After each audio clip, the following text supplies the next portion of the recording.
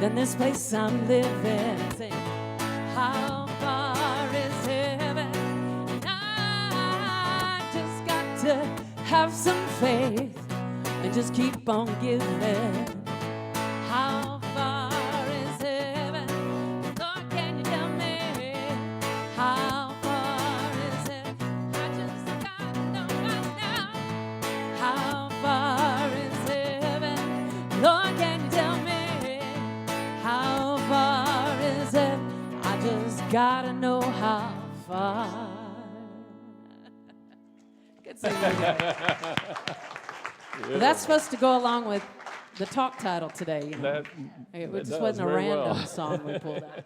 It was perfect. Well, top of the morning, everyone.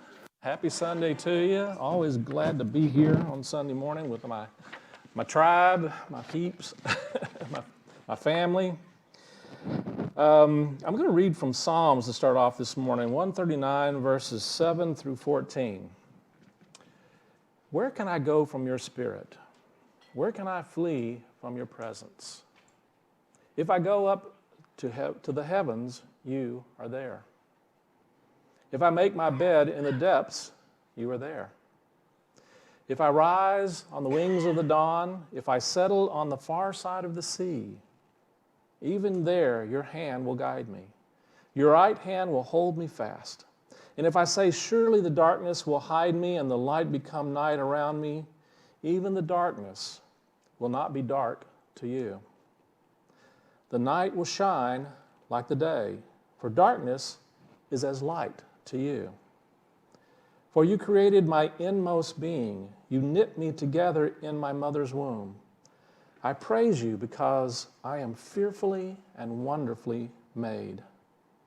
Your works are wonderful, and I know this full well.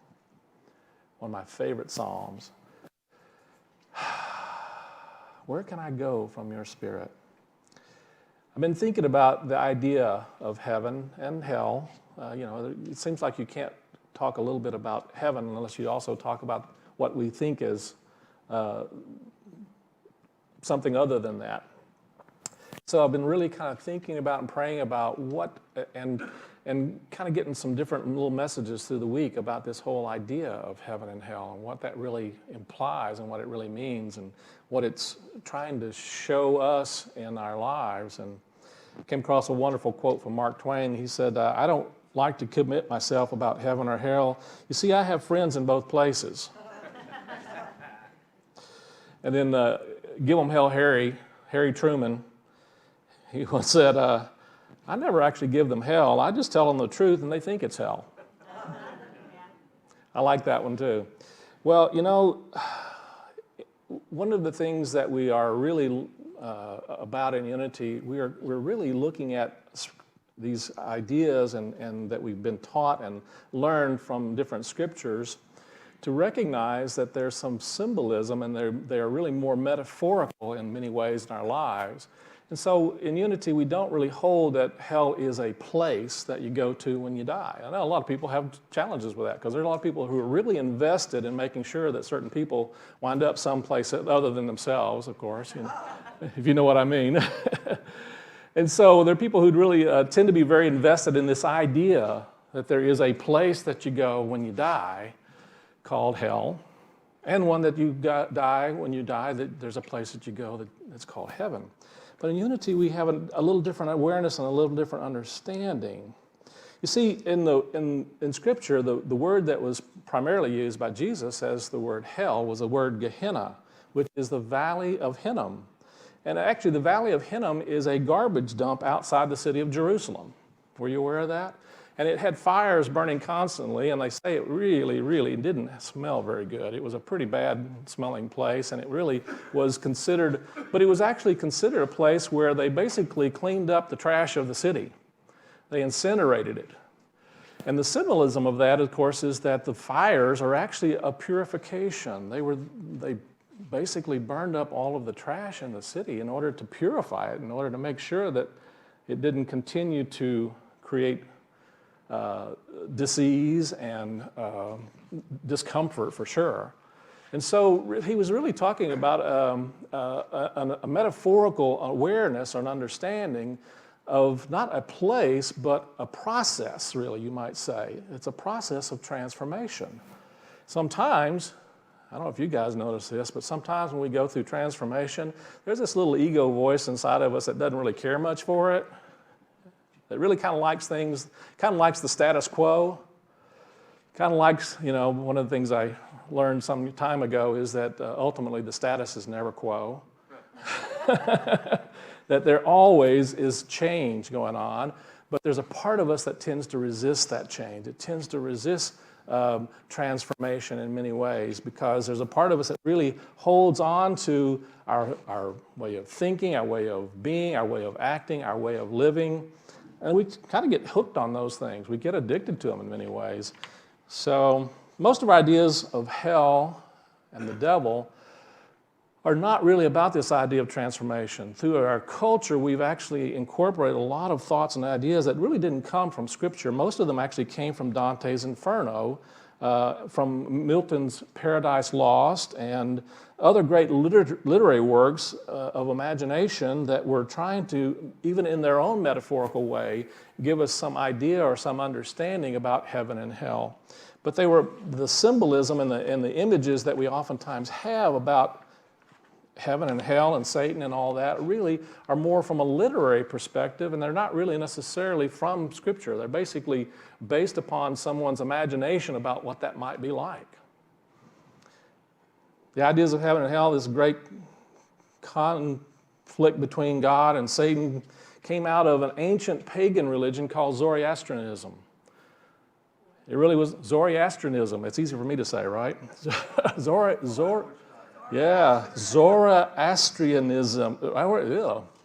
Zoroastrianism, yes. So the idea was mixed in with a lot of the Greek ideas of Hades, and which was an underground world where the dead lived. Hell was symbolized in the Bible by this Gehenna, the Valley of Hinnom. It's a place, like I said, it was a garbage dump. And so it really was a place of really purifying our own dross, as Charles Fillmore says, of man's character. Metaphysically, hell represents a corrective state of mind. So when error has been reached its limit, the retroactive law asserts itself, and judgment, being part of that law, brings the penalty called hell upon the transgressor. And this penalty is not a punishment, but a discipline. If the transgressor is, in a sense, willing to be transformed, then it no longer is an experience of hell. There's an experience of grace. There's an experience of forgiveness. And it really boils down to our willingness to be transformed. Paul talked about, be ye transformed by the renewing of your mind. And I really think that that's really the essence of what I feel my ministry is about, is transformation. It's about transforming ourselves from where we are now in this current state of consciousness to moving into a state of consciousness that's more in harmony and more in alignment with the divine presence in all areas and all aspects of our lives. So we experience the result of this idea. One of the things I remember is in the Metaphysical Bible Dictionary, Charles Fillmore says that the hell of fire, the fire spoken of in the Scripture, is a purifying fire. It is a power of the Spirit, and its purpose is cleansing and purifying of humankind. And one of my instructors in the ministerial program, Ed Rabel, how many are familiar with Ed Rabel? Oh, if you're not familiar with Ed Rabel, his work was just profound. He was a profound Bible and metaphysical teacher.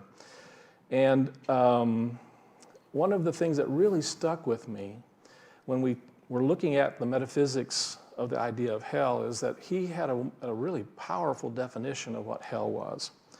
He said that hell is a state in consciousness of useless, unnecessary suffering. I'm going to say that again because there's a real power in that definition. Hell is a state in our consciousness of useless, unnecessary suffering. So I thought about that a lot, and I've meditated on it a lot of times, and I've kind of gone through that useless, unnecessary suffering a numerous times in my life. And I thought about, well, what would be useful and necessary suffering? And I would suggest to you that there is a useful and necessary suffering. And the useful and necessary suffering is that suffering that we experience that wakes us up to an awareness that this isn't heaven. And this isn't our natural state. And this isn't the truth of our nature. And this isn't the truth of our being. See, we were created in the image and after the likeness of God. You and I were created in the image and after the likeness of God. And there's a state of consciousness that we can allow ourselves to move back into that helps us to recognize and see when we are in alignment with that truth of our being and when we are out of alignment with the truth of our being. We all know that on a deep level, don't we? We all know on some level when we're in that alignment and when we're out of it. One of the things I always say is that, I love the story about the guy who says, goes to the master and say, how is it you're always so centered? Never centered, always returning to center. Well, the interesting thing is, as long as I'm in that space of returning to center, then I'm moving in the direction of the alignment of my true nature. I don't necessarily I'm always in 100% perfect alignment with that. You guys probably have noticed that once or twice, but the idea is not that you're always in alignment, but you're always moving into the area, the direction of being in harmony and alignment with the truth of our nature and our being, and continually practicing those things that help to move us in that way and move us in that direction. So we experience this place called hell as a result of our thoughts, our consciousness, our energy, our vibration. We talk about it in a lot of different ways in Unity. And it's generally when we are experiencing that energy of hell, it's a resistance that we have to something, that we think that something is not the way that we think it's supposed to be. We know about that? And generally it's beliefs of fear or guilt or anger or punishment or resentment, grudges, revenge. Any of those things, the energies that we have and feel are going to, we're going to experience that in not a real positive way, because the energy and the vibration that we hold in our awareness is what we're vibrating out, we're putting out into the world, and the world works according to, as you sow, so you reap, doesn't it? It's called the law of attraction in some circles.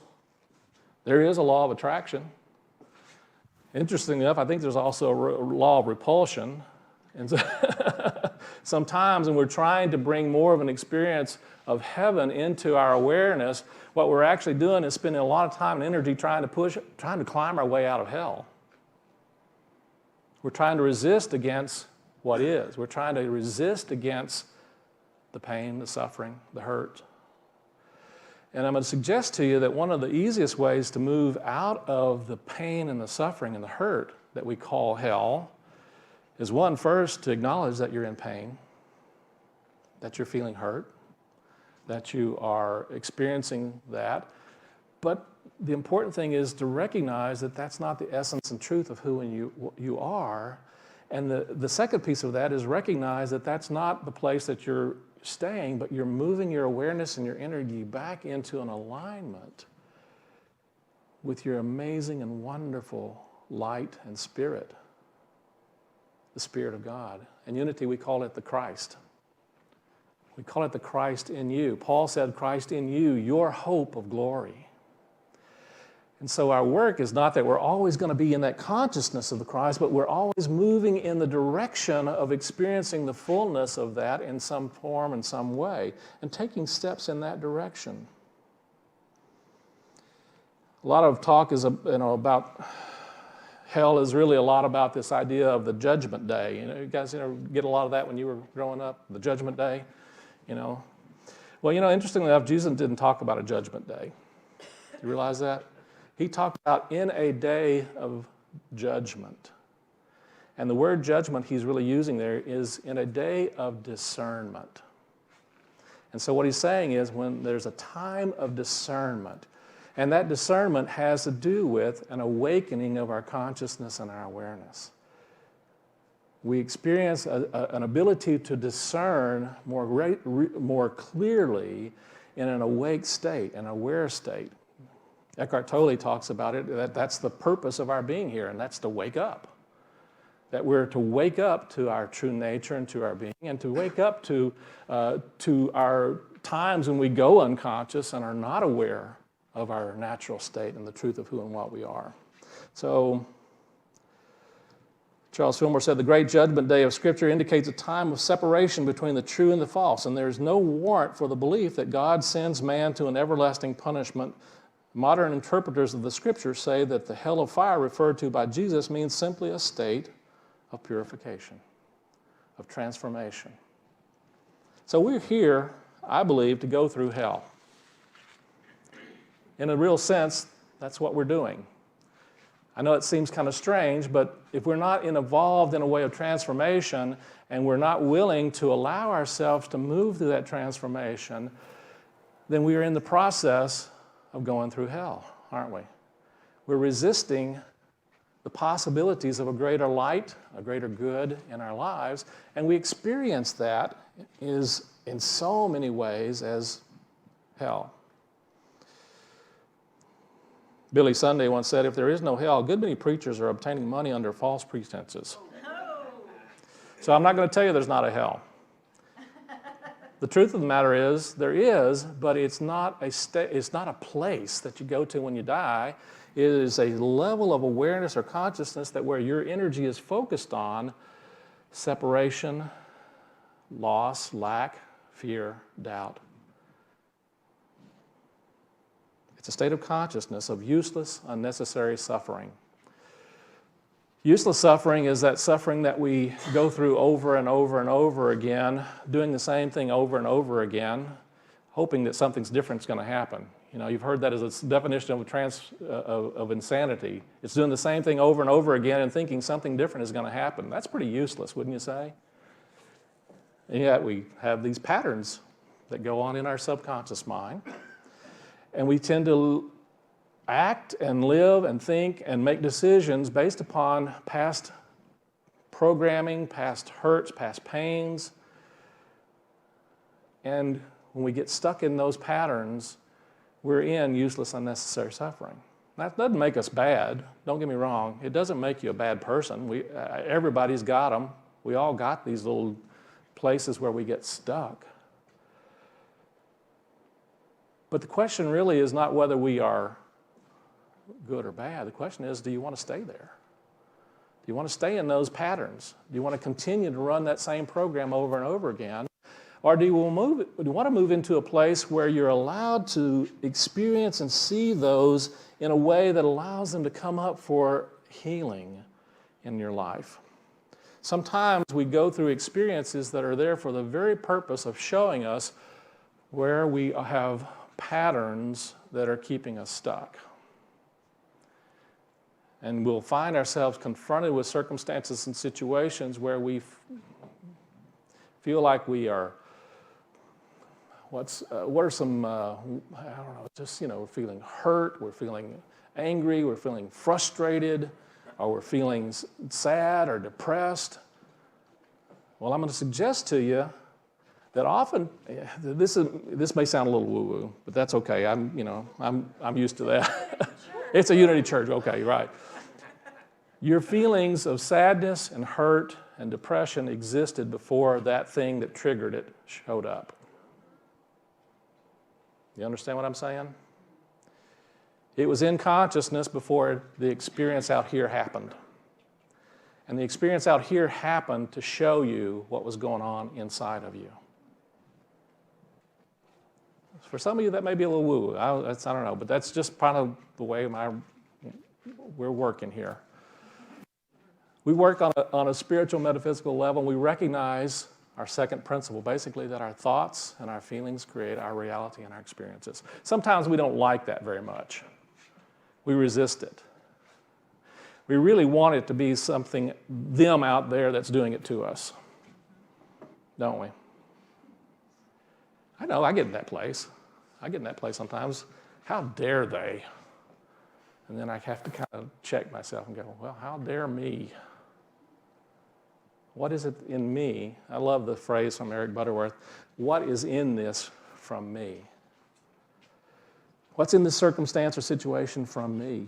What am I contributing to this? What is going on in my energy and my consciousness that's creating this experience? Well, I think I've talked enough about hell. I don't want to scare anybody to hell, everybody. Let's talk a little bit about heaven. What is that state? What is heaven? Is heaven really a place that you go when you die? Well, I know a lot of people think that. A lot of people believe that way of thinking. But Charles Fillmore basically said, if in thinking about God we locate him in a faraway heaven and direct our thoughts outward in the hope of reaching him, all our force will be driven from us to that imaginary place, and we shall become devitalized. Devitalized.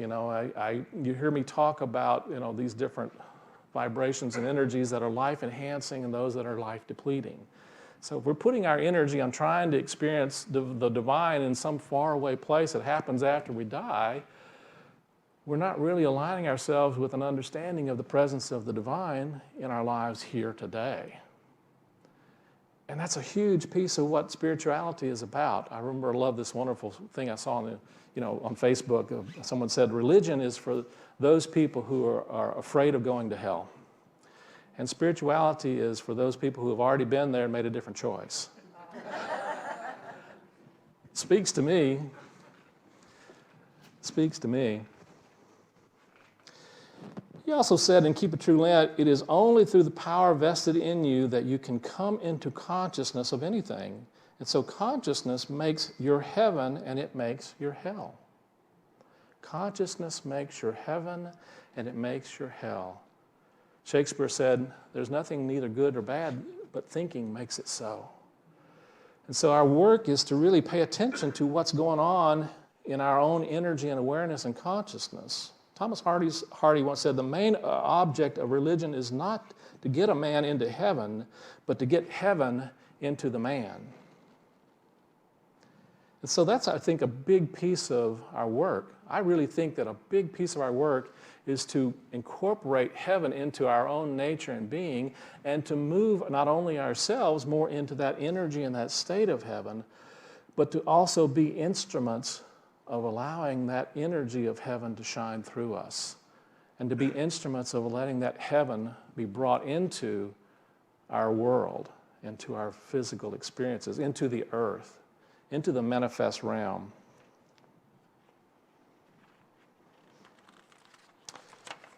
So heaven, according to Henry Ward Beecher, he says, heaven will be inherited by every man who has heaven in his soul. So if you are allowing our thinking faculty to draw its thoughts, which are its food, from the chaos of ignorance, and you suffer the consequences in the discordant world it creates for you, do not forget that everything that appears in life and affairs, physically, mentally, otherwise, has sometime been sent forth from your thinking faculty. It is only through the power vested in it that you can come into consciousness of anything. Consciousness makes heaven and makes your hell. This is Charles Fillmore again. So, the Buddha once said, it is better to conquer yourself than to win 1,000 battles. Then the victory is yours. It cannot be taken from you, not by angels, by demons, heaven, or hell. It's better to conquer yourself. So, in Unity, we have this understanding that heaven is an ever-expanding understanding of our expanding of our state of consciousness, in which we experience our wholeness and our oneness in spirit, our unlimited unfolding and potential and possibilities. It's our experience for creating unlimited good in all the areas of our lives. It is our possibility for being and experiencing a greater sense and a state of peace and well-being, of life, of wholeness, of abundance, of joy.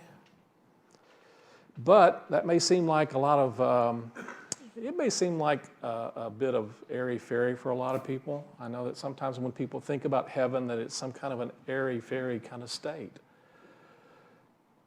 And something that maybe seems impossible, to have heaven on earth.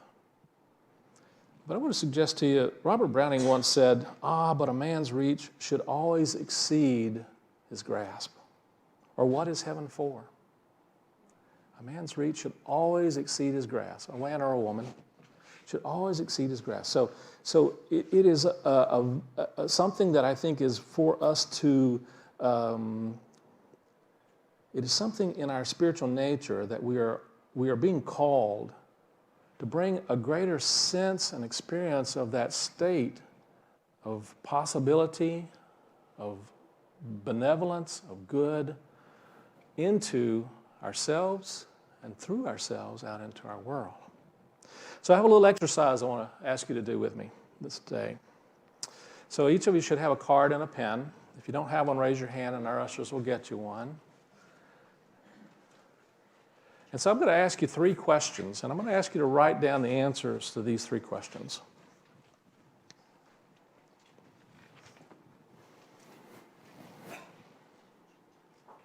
And there's a couple of small parts to each of the 3 questions, so just kind of listen as we do this.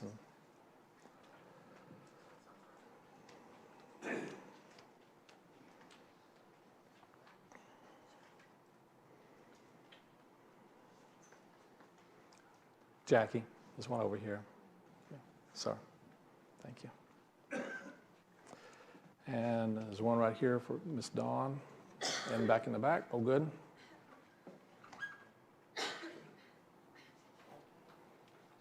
Here comes. There we are. All right, everybody got one? All right, just take a nice deep breath now. And then just move into your heart. Just let your awareness be in the area of your physical heart and just feel yourself breathing in and out of that place. And as you breathe in and out of that place, just feel a sense of peace and relaxation flowing in and through you. And so I'm going to ask you this question. I want you to recall a time when you experienced heaven on earth. Recall a time when you experienced heaven on earth. What was happening? What was happening and how were you feeling?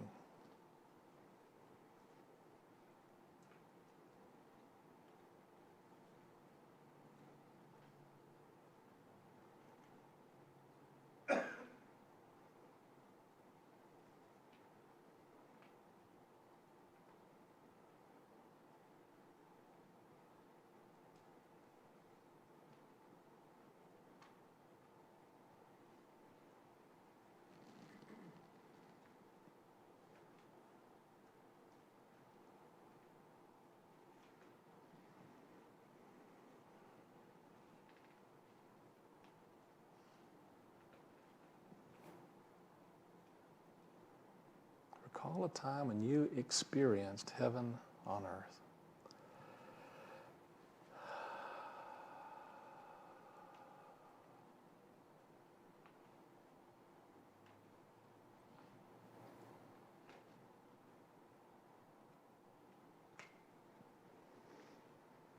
Now, the second question. Everybody got something?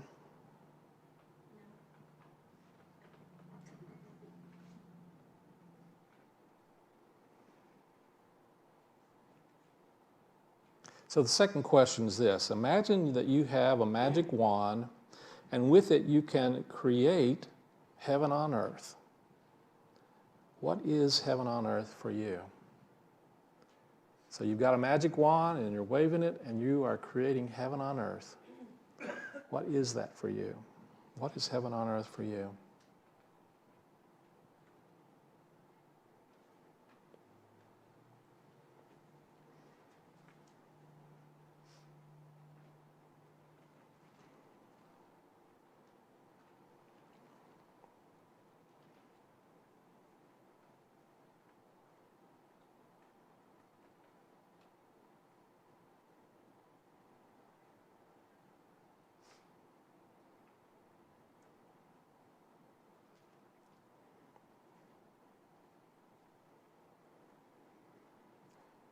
So I was introduced to these three questions by one of my teachers, and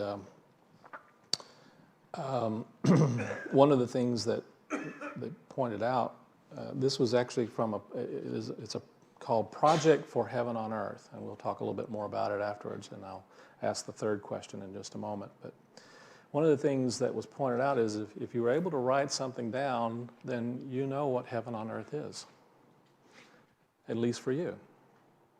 And that's an important awareness. It's an important understanding. And so just acknowledge yourself for recognizing that there's something there, that you have some awareness of what that might be. And so the third question is, what simple, easy, concrete steps will you take in the next 24 hours to make heaven on earth real? Let me repeat it. What simple, easy, concrete steps will you take in the next 24 hours to make heaven on earth real? Just breathe that in and listen.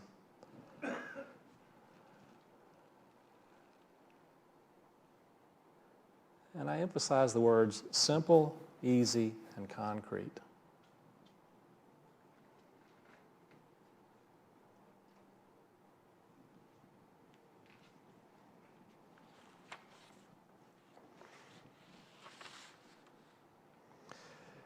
So I'd like to take just a second and share with you, when I was asked these questions, what came to me. When I was asked to recall a time when I experienced heaven on earth, what was happening, it was when I first held my granddaughter, Colby.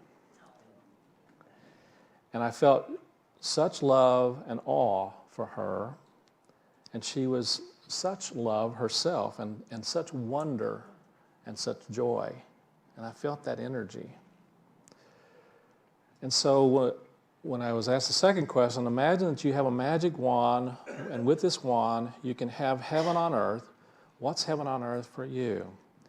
And what came to me was everyone on earth having and feeling that same love and awe and wonder and joy.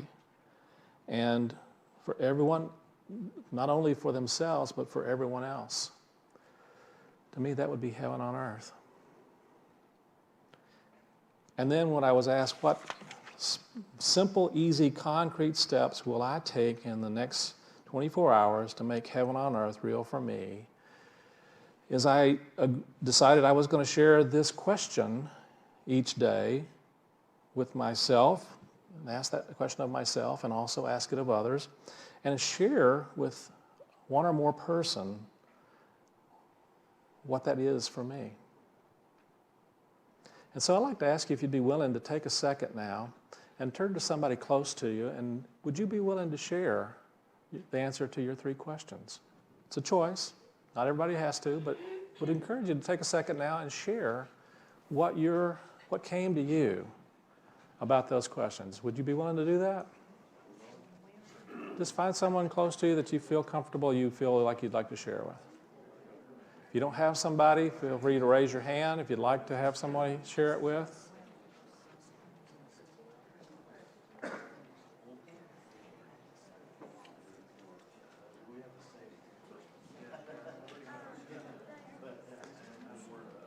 Does anybody have someone that would like to share it with? You feel free to raise your hand. If not, that's fine. It's always a choice. That's one of the things about heaven on earth. It's always a choice, right?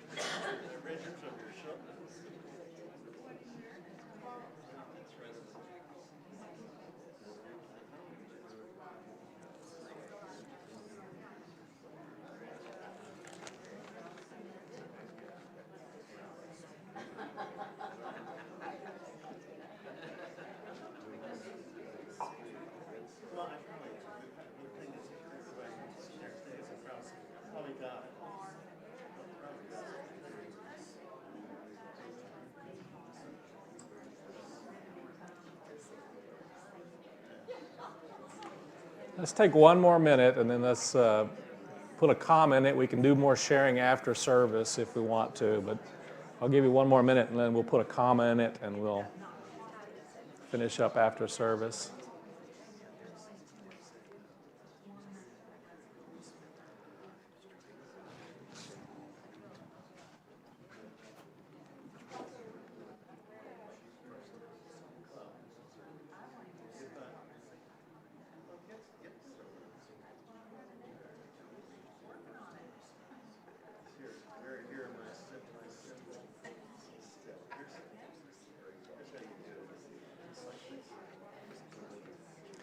All right, let's just take a nice deep breath, and if you will, just put a comma in that conversation. If you'd like to continue that discussion after service, this would be a really good time to do that and be fun to really explore even more.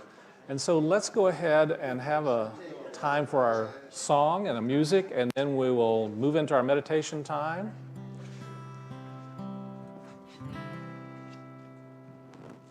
So let's just take a nice deep breath and just allow a sense of relaxation and peace to flow gently from the top of your head, gently down over your face, down into the muscles of your neck, your jaw, your shoulders, moving down into your arms and hands. Feel that sense of relaxation and peace flowing down into your back, down into your chest and abdomen, down into your hips and legs, and all the way down into your feet. And today we're going to do a meditation from Vishen Lakhiani called the 6-phase meditation.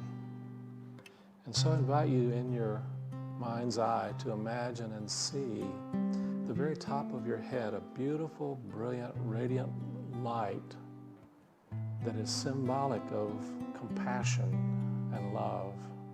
And feel that light now moving down in through the top of your head and down over your head and face. Feel that compassion and love starting to move down in and through you and down into your shoulders.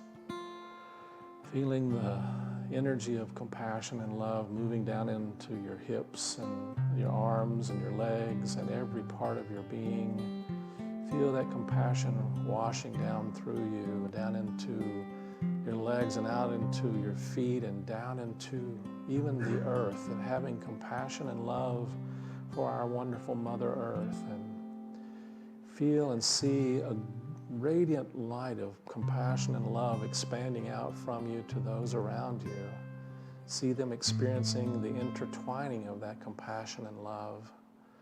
Feel it moving out from this room and surrounding the whole room, and feeling that energy of light and compassion and love expanding to our city of Austin, or whatever city you may be in watching this. Feel it expanding out to our nation. Feel that and see that energy and feeling of love and light expanding, moving out and to surrounding our whole earth. And now we move into a place of gratitude, and take a moment now to think of 3 to 5 things that you're grateful for. Think of 3 to 5 things and move into your heart and feel that energy of gratitude, and think of 3 to 5 things that you're grateful for in your life. 3 to 5 things, or maybe a few things that you're grateful for in your career or your relationships. And now take a moment to think of a few things that you're grateful for about yourself. Think of something that you feel gratitude for about yourself.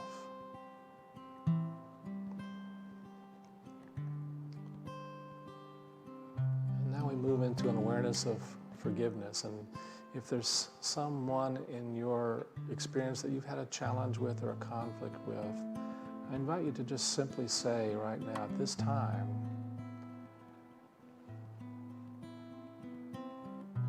I forgive you and I ask you to forgive me. I forgive you and I ask you to forgive me. And now in your mind's eye, imagine and see that person saying the same thing to you. I forgive you and I ask you to forgive me for whatever has gone on.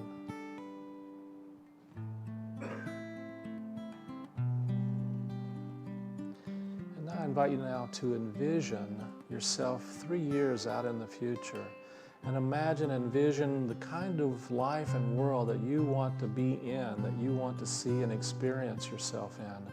See yourself and feel yourself and bring in all of the senses of what it feels like to be in that place of your future self and all of the wonderful positive possibilities and energies that are already manifested.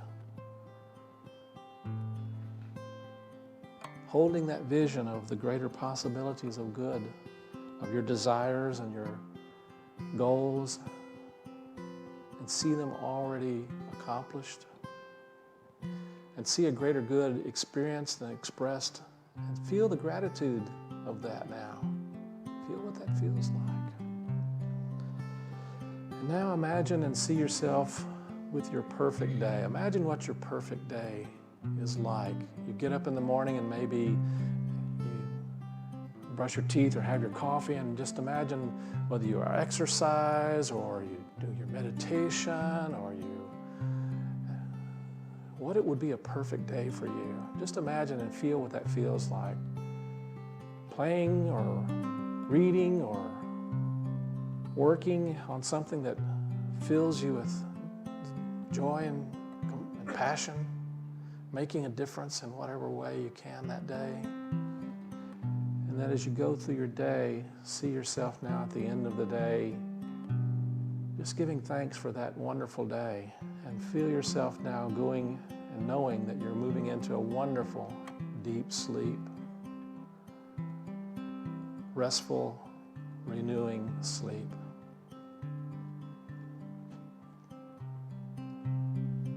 And then we move into a time of blessing. And so take this time now to just simply bless all of the people, all of the wonderful things that you have in your life, all of the wonderful experiences that you are having. Take time to really bless and send positive, loving thoughts to all of the good, those that have shown up, and for good that is on its way. Bless each and every circumstance and situation, knowing that there's something higher. Tune into that something higher and allow that something higher to be a light and a blessing through you. And now take a nice deep breath and just slowly, gently bring yourself back into this room, this time and place, feeling the fullness of knowing that all is well. And so it is.